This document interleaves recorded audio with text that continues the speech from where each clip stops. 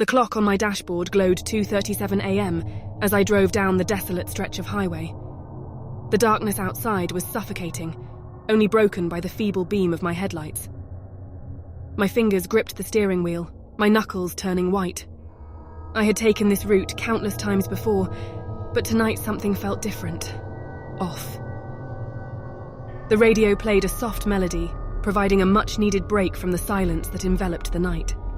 My eyes were heavy, worn out from a long day, and the rhythmic sound of the road beneath me was hypnotic.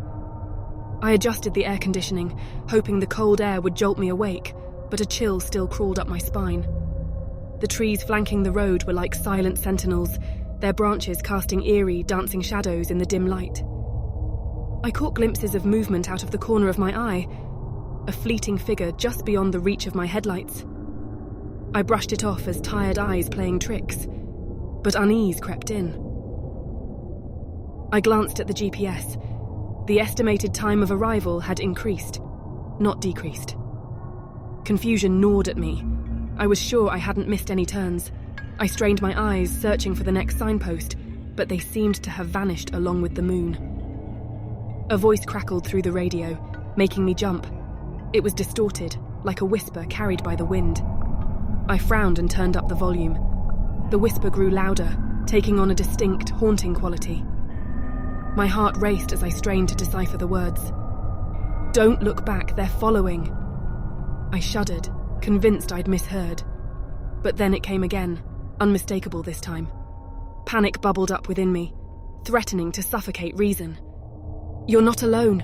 We're here with you." My grip on the steering wheel tightened.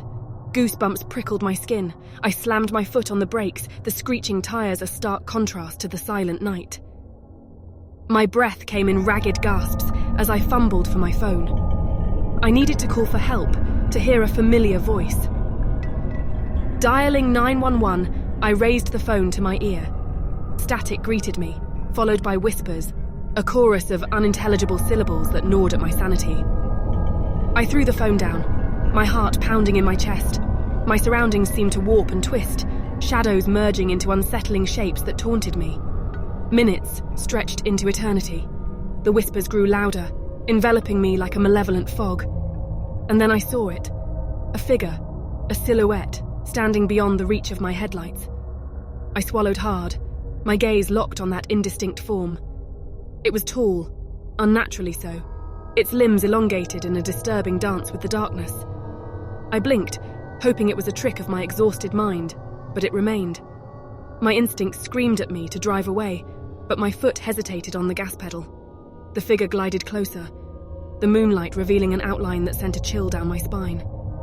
My breath caught as I realized it had no face, just a void where features should be. Terror surged through me.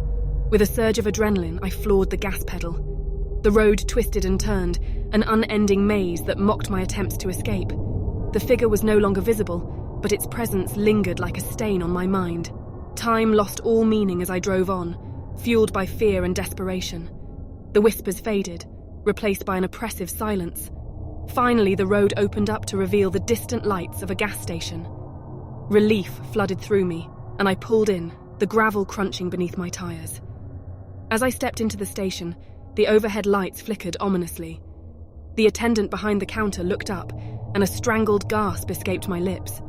Their face was a shifting, featureless mass. I stumbled back, my heart pounding. The figure extended an arm toward me, fingers forming a grotesque imitation of a hand. I fled, crashing through the glass door into the night. My car was gone, replaced by an empty space. The gas station had vanished, leaving behind an abyss of darkness. Reality itself had twisted into a nightmare. Now I wander, trapped on this never-ending highway, pursued by whispers and shadowy figures. The darkness presses in, and their presence is everywhere. I can't escape. I can only drive on, lost on the midnight route, haunted by horrors that defy explanation.